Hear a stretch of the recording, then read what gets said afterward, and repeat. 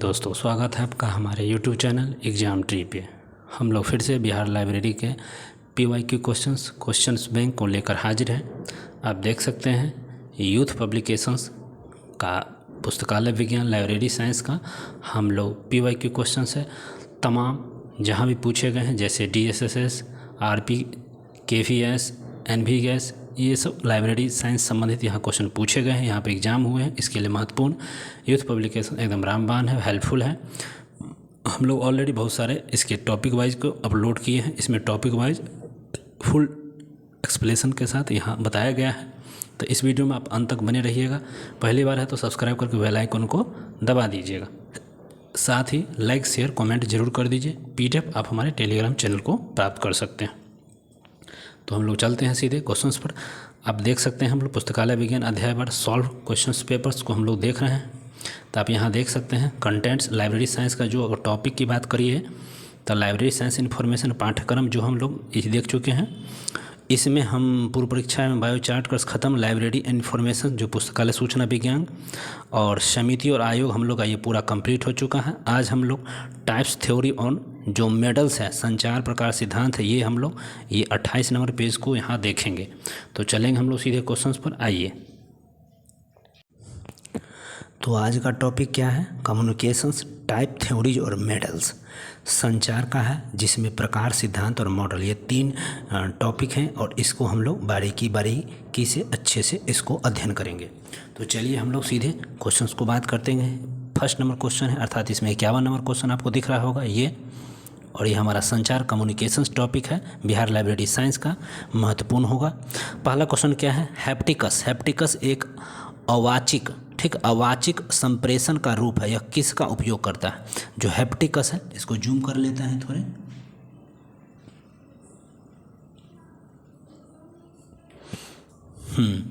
यह किसका अपरूप है? तो यह बिल्कुल किसका है? तो संप्रेषण हेतु संपर्क करने में, संप्रेषण, टच टू कम्युनिकेट, संप्रेषण हेतु संपर्क करने में, ठीक है, हैप्टिकस का प्रयोग होता है। B is the correct. इसका आप एक्सप्लेनेशन देखिए, मुख्य पॉइंट क्या है?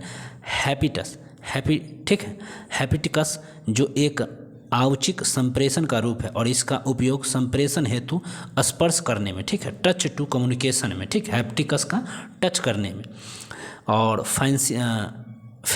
फैसिकल एक्सप्रेशन क्या है? यह शाब्दिक संचार का एक रूप है और जिसमें मुख्य कृति के द्वारा अभिव्यक्त किया जाता है। मुख्य कृति, ठीक है, मुख्य कृति के द्वारा बोल कर व्यक्त किया जाता है, ठीक है। तो फैसिकल एक्सप्रेशन और हैप्टिकस दोनों अलग अलग है। हैप्टिकस टच है और फैसिकल जो है ये मुख्य कृति के हिसाब से। चलिए अगला क्वेश्चन करेंगे। 51 हुआ तो 52 नंबर पाते हैं। निम्नलिखित संप्रेषण मॉडल को उनके उद्धृत के क्रमानुसार लगाइए। उनके क्रम उद्धृत के अनुसार क्रमानुसार। पहला ऑप्शन क्या है? हेरोल्ड, डवाइट, एस्क्लोवेस, सेंड होल्डर्स। इसको थोड़ा शॉर्ट करते हैं क्योंकि दिख नहीं रहा है, तो फिर अच्छे से दिखेगा। तो यहाँ आप देख सकते हैं निम्नलिखित संप्रेषण मॉडल उनके उद्धव के अनुसार लगाना है। पहला ऑप्शन क्या है? तो हेरोल्ड, डवाइट, लासवेल का डेंस मॉडल।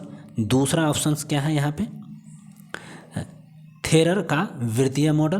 तीसरा ऑप्शन क्या है? डेविड केनेथ बलो का SMCR मॉडल। और चौथा ऑप्शन है वाइवर श्रम का अंत क्रियात्मक मॉडल। तो ये चारों ऑप्शन है और इसको सजाना है तो इसका ऑप्शन डी हमारा करेक्ट है, AD। तो पहले हो जाएगा A, 2 D, फिर उसके बाद है C मतलब 3 और B 4 है। तो ADC इस एक प्रकार का क्रम है। अब इसके मुख्य बिंदु को देखेंगे तो हम जूम कर लेते हैं इसका मुख्य बिंदु। निम्नलिखित संप्रेषण मॉडल को उनके उद्भव के अनुसार। तो पहला क्या है? The dance model of Harold वेट्स लेसवेल्स 1948। दूसरा इन क्रिएटिव मॉडल्स ऑफ विलवोर्ड स्क्रैम्स 1954 SMCR। तीसरा जो है सर्कुलस model of David Kenneth Berlo 1960 जो है। और चौथा है circular model of Lee Thayer 1968। ये तो चारों कर्म है, बिल्कुल ध्यान रखेंगे इसका। अगला है 53 नंबर क्वेश्चन। संचार का ABS मॉडल किसने तैयार किया है? संचार का ABS मॉडल किसने तैयार किया है? तो ये तैयार किया है किसने? तो ऑप्शन देख सकते हैं। पहला ऑप्शन क्या है? Dean C Barnlund, Westley and MacLean's और सेनन एंड वीवर और थियोडोर M न्यूकॉम्ब, तो यही है Theodore M Newcomb. D is the correct option यहाँ हो जाएगा। मुख्य पॉइंट देखिए, संचार का ABX मॉडल थे तो थियोडोर एम न्यूकॉम्ब ने तैयार किया था। ABX मॉडल 1953 में मिशिगन विश्वविद्यालय के थियोडोर एम न्यूकॉम्ब द्वारा पेश किया गया था। यह संचार प्रक्रिया की एक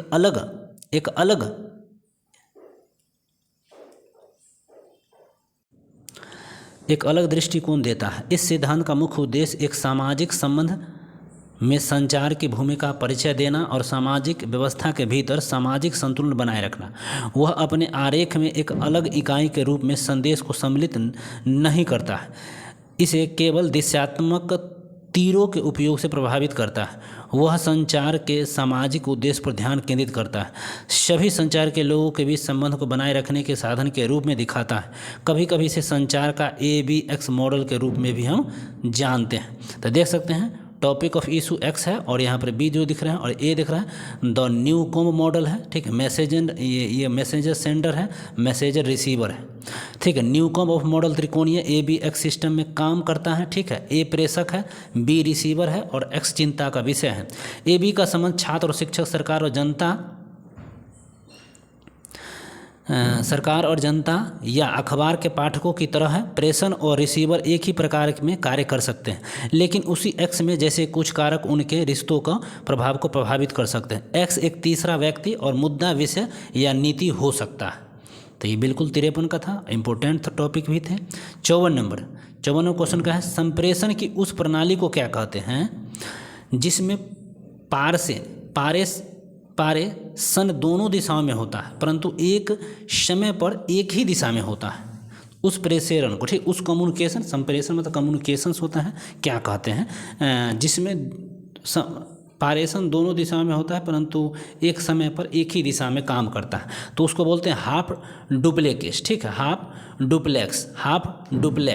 डुप्लेक्स उसको कहते हैं। तो अगला देखिए, कम्युनिकेशन उस प्रणाली को हाफ डुप्लेक्स कहा जाता है जिसमें पारेषण दोनों दिशाओं में होता है परंतु एक समय में एक ही दिशा में होता है, तो वही होता है हाफ डुप्लेक्स। अगला सिंपल देख सकते हैं, यहाँ सिंपल का मतलब यहाँ समझ लीजिए। सिंपल मतलब सिंप्लेक्स संचार एक संचार चैनल है जो केवल एक ही दिशा में, और फुल डुप्लेक्स होता है, यह एक पूर्ण वैध प्रणाली है। दोनों दलों एक साथ दूसरे के साथ संवाद कर सकते हैं।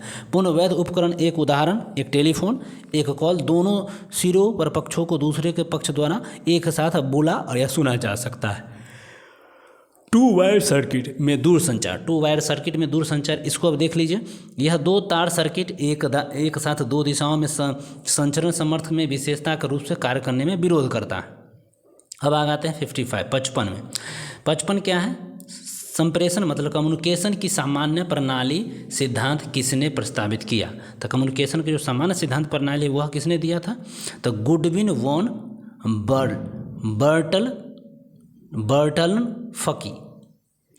तो गुडविन वॉन इसी ने कम्युनिकेशन की सामान्य प्रणाली सिद्धांत दिया था। अब देख सकते हैं गुडविन वॉन, ठीक है, बर्टा लनफी संप्रेषण और कम्युनिकेशन की सामान्य प्रणाली का सिद्धांत प्रस्तावित किया था, ठीक है, गुडविन वॉन ने। संचार के शैनन वीवर मॉडल सभी मॉडलों की माँ है, ठीक है। तो शैनन वीवर मॉडल है सभी मॉडलों की माँ, ये भी एक अच्छा क्वेश्चन। और सामाजिक वैज्ञानिक शब्द का उपयोग सूचना स्रोत, संदेश ट्रांसमीटर, सिग्नल चैनल, शोर रिसीवर, सूचना गंतव्य, त्रुटि को संभावित, इंडोकिट, डिकोडिंग, सूचना दर और चैनल क्षमता की अवधारणा के एक एकीकृत मॉडल को समर्थित करने के लिए किया जा सकता है। अगला क्वेश्चंस देख लेते हैं 56 नंबर क्वेश्चंस क्या है?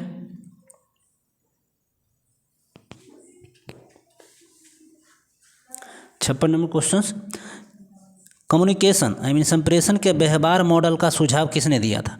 तो कम्युनिकेशन देखते संप्रेषण के व्यवहार मॉडल का सुझाव किसने दिया? तो यह सुझाव दिया था किसने?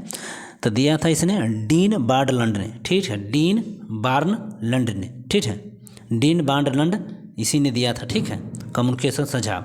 इसके बारे में डिटेल्स देख सकते हैं। डीन बार्नलैंड ने संप्रेषण के व्यवहार मॉडल को सुझाव दिया। यह मॉडल का प्रयोग संदेश की अदला बदली सेंडर रिसीवर प्राप्तकर्ता के बीच करने के लिए किया जाता है। इस मॉडल का अत्यधिक प्रयोग इंटरपर्सनल में किया जाता है। तो सर्कल मॉडल ऑफ कम्युनिकेशन से भी पुकारे जाते हैं। पीटर ड्रकर ने MBO मैनेजमेंट बाय ऑब्जेक्टिव का प्रतिपादन किया तथा गोगरी जिफ ने जिप्स लॉ का प्रतिपादन भी किया था। अगला क्वेश्चन देखें, 57 नंबर क्वेश्चन क्या है। निम्नलिखित में से किसके द्वारा संचार के मॉडल को निरूपण किया गया? संचार के मॉडल का निरूपण किसके द्वारा किया गया? तो यह निरूपण किया गया था शैनन एंड वीवर द्वारा। शैनन वीवर जननी माँ था, यही बताया गया था, ठीक है। और इसका देख लिए, शैनन वीवर ने संचार मॉडल के सभी मॉडलों की माँ कहा गया है, बिल्कुल सही है। सोशल साइंटिस्ट रिफर शब्द का प्रयोग सूचना स्रोत, संदेश, ट्रांसमीटर, सिग्नल, चैनल, शोर, रिसीवर की अवधारणाओं की एक एकीकृत मॉडल को संदर्भित करने के लिए करते हैं। 1948 में क्लाउड एलवुड शैनन ने बेल एंड टेक्निकल जर्नल को जुलाई और अक्टूबर में 2 भागों में एक गणितीय थ्योरी ऑफ कम्युनिकेशन लेख प्रकाशित किया। इस मौलिक कार्य में उन्होंने रॉबर्ट वीनर द्वारा विकसित प्रायिकता सिद्धांत में उपकरणों का प्रयोग किया, जो उस समय संचार सिद्धांत पर लागू होने के लिए शुरुआती चरणों में था। तो बिल्कुल यह शुरुआती चरणों में ही था, तो ध्यान रखेंगे कौन था। तो शैनन वीवर जो है सभी संचार मॉडलों की जननी कहलाती है, माँ कहलाती है। 58 नंबर क्वेश्चन, निम्नलिखित में से कौन सा संचार का नमूना नहीं है? संचार का नमूना कौन नहीं है? तो पहला ऑप्शन है शैनन और वीवर नमूना, दूसरा है विंटेज नमूना, तीसरा है लॉसवेल नमूना, चौथा है गार्नवन नमूना। तो कौन संचार का नमूना नहीं है? तो यह बिल्कुल विंटेज जो नमूना है यही संचार नहीं का नमूना नहीं, बल्कि शैनन और वीवर, लॉसवेल और गार्नवन, ठीक है, गार्नर, ठीक है, ये सब क्या है? संचार का नमूना है। अब देखते हैं मुख्य पॉइंट इसके। तो अब यहाँ पर कौन था? संचार के मॉडल वैचारिक मॉडल है, इसका उपयोग मानव संचार प्रक्रिया को समझने के लिए किया जाता है। संचार के लिए पहला मॉडल 1948 में, ठीक है, क्लाउडेल एलवुड शैनन द्वारा विकसित किया गया था।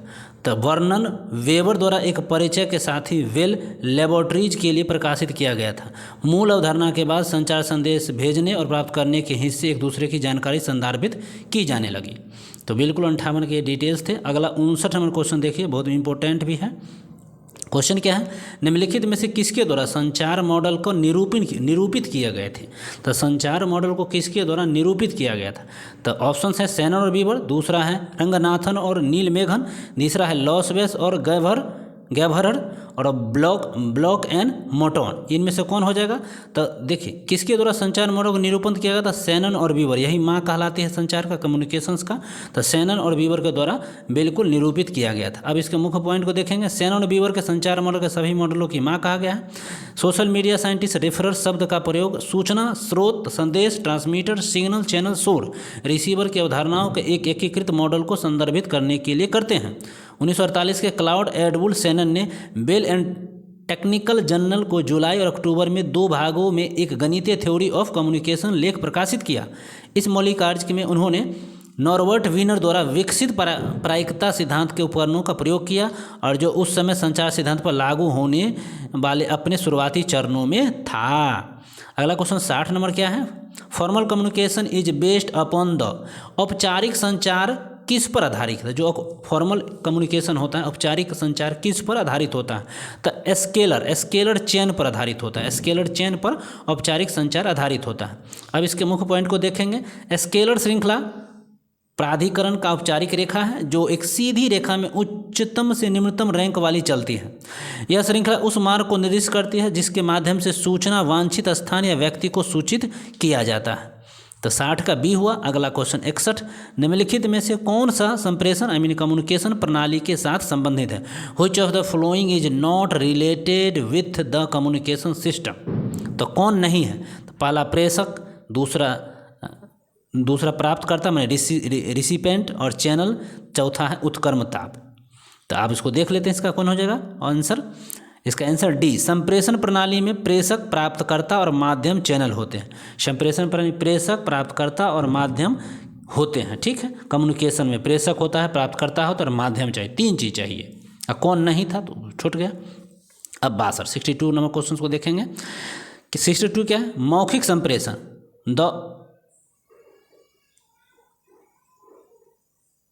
ऑरल communication is also called as, मौखिक संप्रेषण यानी मौखिक जो ऑरल होता है उसका कम्युनिकेशन डैश कहलाता है। तो मौखिक कम्युनिकेशन को हम क्या कहते हैं, तो उसको कहते हैं मौखिक संप्रेषण।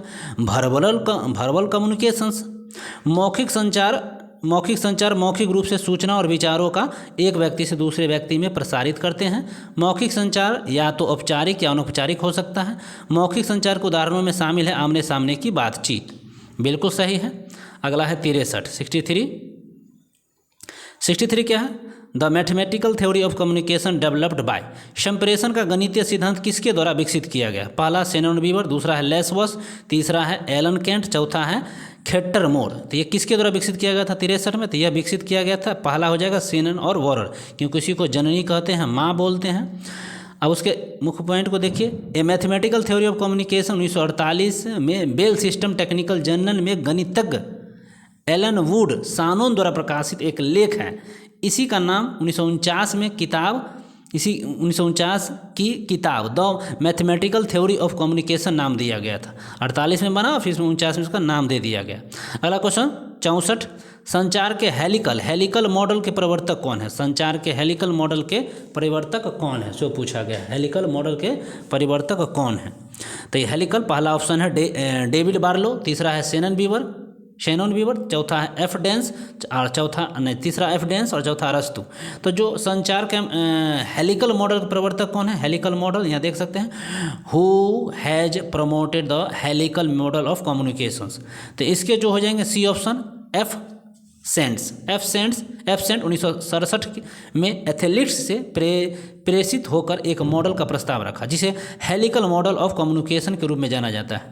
एक हेलिकल एक सिलेंडर और शंकु के आकार में वक्र की तरह एक 3 आयामी वंशज है।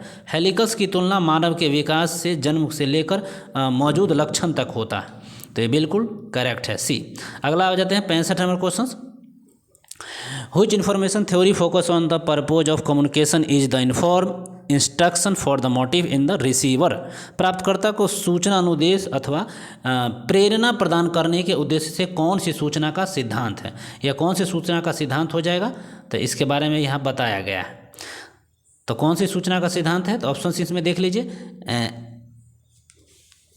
एकॉफ्स थ्योरी है, योबित सिद्धांत है, योबित थ्योरी है, ठीक है, वीवर थ्योरी है और शैनॉन थ्योरी है। तो ये कौन सा सॉल्व हो जाएगा, तो इसको देख लेते हैं। तो इसका है रसेल्स लिनकॉन एकॉफ का जन्म 12 फरवरी 1919 को हुआ था। यह एक अमेरिकी संगठनात्मक सिद्धांतकार सलाहकार, हुडसन स्कूल पेल्वेनिया विश्वविद्यालय में प्रबंधन विज्ञान के प्रोफेसर एमेरिटस थे। ये ऑपरेशन, रिसर्च, सिस्टम और थिंकिंग और मैनेजमेंट साइंस क्षेत्र में अग्रणी थे। प्राप्तकर्ताओं को सूचना अनुदेश अथवा प्रेरणा प्रदान करने के उद्देश्य में एफकॉफ थ्योरी की सूचना सिद्धांत फोकस करता है। तो बिल्कुल 65। अगला देखते हैं 66, रिसर्च इज कनेक्टेड टू, अनुसंधान किसके लिए किया जाता है। तो ऑप्शन सुनिए, जनरेटेड न्यू नॉलेज, नए ज्ञान की उत्पत्ति के लिए, सिद्धांत के विकास करने के लिए, चौथा है संप्रेषण कुशलताओं के विकास के लिए, मतलब डेवलप्ड कम्युनिकेशन स्किल्स, री इंटरप्रेटेड एग्जिस्टिंग नॉलेज, मतलब विद्यमान ज्ञान की पुनर्व्यवस्था के लिए। तो इसमें से कौन कौन से ऑप्शन हैं, तो इसके आंसर सी हो जाएंगे। अर्थात इसमें कौन कौन थे, 1, 2 और 4, 1, 2 और 4। इसमें मतलब नए ज्ञान की उत्पत्ति, बिल्कुल ठीक है, सिद्धांत का विकास करने के लिए और विद्यमान ज्ञान की पुनर्व्याख्या के लिए अनुसंधान किया जाता है। 66 का सी। 67 देखिए, 67 है निरूपण, संग्रह और प्रस्तुतिकरण, सूचना खोज संबंधित व्यवहार किस मॉडल के चरण, ये किस मॉडल के चरण हो जाएंगे। तो पहला ऑप्शन है एलिसस मॉडल, दूसरा ऑप्शन है क्रिलेसस मॉडल, तीसरा ऑप्शन है कुहलथाओ मॉडल और चौथा है विल्सन मॉडल। तो इसका सी जो हो जाएगा ना, कुहलथाओ मॉडल इज करेक्ट हो जाएगा आंसर। तो कुहलथाओ मॉडल के निम्न कारण हैं, निम्न चरण हो जाएंगे। तो कौन कौन से चरण हैं वो देख लेते हैं कुहलथाओ। तो पहला चरण प्रारंभ, चयन, अन्वेषण, निरूपण, संग्रह, प्रस्तुतिकरण, सूचना खोज संबंधित व्यवहार, कुलथाओ मॉडल 1993 ईस्वी में प्रतिपादित किया गया था। पहला 1993 कुलथाओ मॉडल, ध्यान रखेंगे। ठीक है। एलिस मॉडल, एलिस, ठीक है। एलिस मॉडल 1957 में आया। यह भावनात्मक व्यवहार संबंधित समस्याओं और गड़बड़ी को हल करना और लोगों को खुशहाल बनाने में मदद करता है। कौन था? Ellis model. और तीसरा क्या है? हाँ, क्रिकेल्स मॉडल 1983 में प्रतिपादित हुआ। इस मॉडल ने सूचना की जरूरत और अनिश्चितताओं के बारे में प्रकाशित पुस्तकालय और सूचना विज्ञान साहित्य से प्राप्त जानकारी प्राप्त करने वाले मॉडल को विकसित किया था। तो ये सारे मॉडल्स थे। अगला हो जाएगा विल्सन मॉडल। ये 4 ही मॉडल थे। यह 1996 में आया, जो सूचना प्रणाली और स्रोतों के उपयोग के बजाय सूचना के मानव उपयोग पर सूचना और पुस्तकालय विज्ञान के क्षेत्र पर ध्यान केंद्रित करने की आवश्यकताओं को व्यवहार की मांग करने वाले जानकारी के विल्सन मॉडल का जन्म हुआ था 1996। ध्यान रखेंगे। चलिए, तो बस आज के लिए इतना रहने देते हैं। कल हम लोग 68 से देखेंगे, क्योंकि वीडियो बड़ा हो जाएगा। अगर वीडियो अच्छा लगा 1 से 2 बार देखिए, नोटबुक कीजिए और जितना हो सके लाइक शेयर कमेंट कीजिए। वीडियो देखने के लिए बहुत बहुत धन्यवाद। Thank you.